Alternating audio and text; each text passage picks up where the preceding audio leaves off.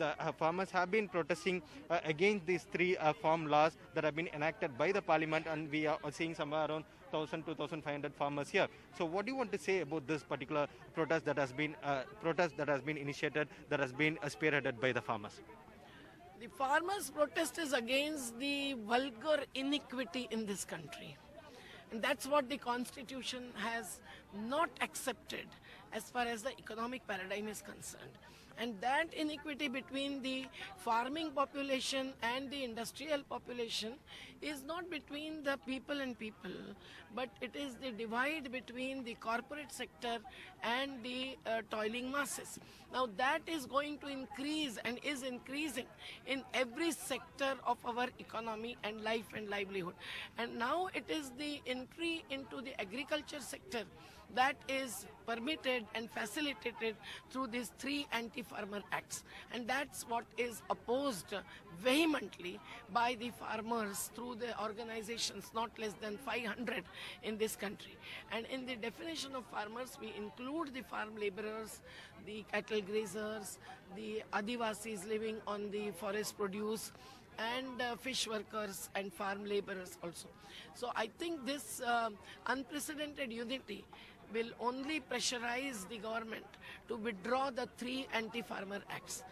But also yesterday, while speaking to media, the Union Agriculture Minister said that the farmers' issue should not be politicized. And he also, and some BJP leaders have also raised question saying that why only farmers from Haryana and Punjab are protesting? What about the farmers from other parts of the country? Farmers from other parts of the country are very much happy with this reform that the government has initiated for the farm sector, and only farmers from Punjab are actually protesting. And that's why they are saying that there is politics behind it. All these strategies of theirs, allegations, accusations and calculations are their political strategies, tactics rather. And that is what they are going to spread through their own social media and IT cells. We don't bother about it. We know what is the truth. The truth is that the farmers are protesting with full understanding of the three acts and full understanding of the politics which is against farmers and for corporates. And that is what is making them leave their houses, homes and hearts and come on the streets even in the lockdown. The second thing is the lockdown is considered, as the Chinese proverb goes, as crisis which is an opportunity. They have taken the opportunity to hand over the public sector, not only the industries but also the public common property resources to the corporates. And one of those resources is the land and everything underneath the land or attached to the land. This is what was the British paradigm of principle of eminent domain. Now we are for the principle of people's domain. So we are opposing that. When we brought into the legal regime 2013 Land Acquisition Act, the new one, the BJP government, wherever it is in power, has refused to follow that. So that is their politics, and they are now accusing us as playing politics.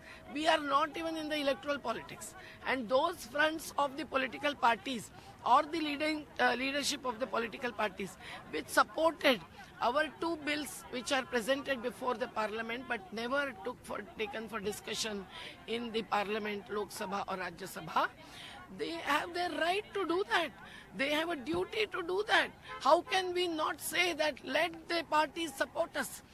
BJP's own trade union wing, the BMS, BJP's own farmer wing, all are started now speaking against their own decisions. So we are not bothered about what is it that they are accusing us of, but we know that they are playing politics and not we. And politics in the wider sense of the term is really setting the relationship between power and its people right. We are going to set the relationship right based on all the value framework of the Constitution, which is equity, justice, and also without division on the caste and religion. Earlier, you along with few other farmers were also stopped from reaching Delhi. So do you foresee farmers from across the country will also be marching, will also be joining this Delhi Chalo movement? We are marching already.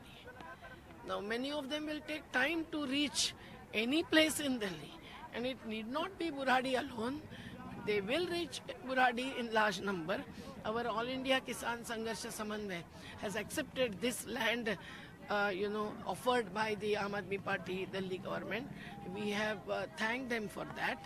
And this land belongs to not the Nirankari sect, but to the Delhi Jala Board. So we have every right to be here. We also have a right to be at Jantar Mantar. We have right to agitate. That is the constitutional right. But this BJP government is anti-dialogue with the people's organizations. Whenever they offer a chance for dialogue, they don't reach any conclusion. It is only after the strongest of people's movement that they bow down and then they take some decisions. Now this is the time. So people are not worried about lockdown. They are worried about the effect of the lockdown. And that effect is not only related to the loss of employment. It is related to the anti-farmer, anti-people, anti-constitutional decisions, acts, amendments and policies or codes which they are imposing on the country. And this will have a long-term impact, losing every right, including right to food, including right to work, including right to agitate. So that is why this movement is a must.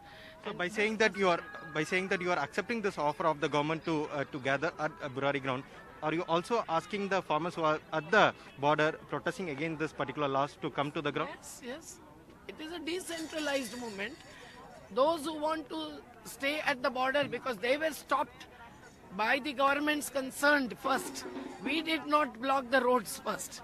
Our plan was not a long-term road blockade at all. And our organization has been always against it also.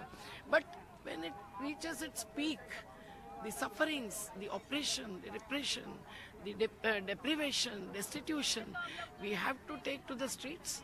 So people are not afraid of that. Our women have come here and they are very worried about their own survival. So they have to come to this thing. The government may make use of everything, but our coordinating efforts are on. The collective decision making is on, and each organization which is in an alliance or alliance of alliances that we have formed now, which is an unprecedented unity. Even the workers' organizations are supporting the farmers' organizations. Even the differences or division between the farmers and laborers, farm laborers, is coming to be mitigated. So all this will go a long way. We cannot achieve everything together. Okay. Punjab and Haryana has become the nuclei. And how can we not salute them? We salute them, we support them, and we feel that when the Punjab and Haryana has taken lead and the government invited them for a dialogue, we have to support that also. But the government has failed in resolving the issues. Again, they are asking them to join the dialogue on 3rd December, but they have said involve the leadership of all alliances. So we salute them for that also. Thank you.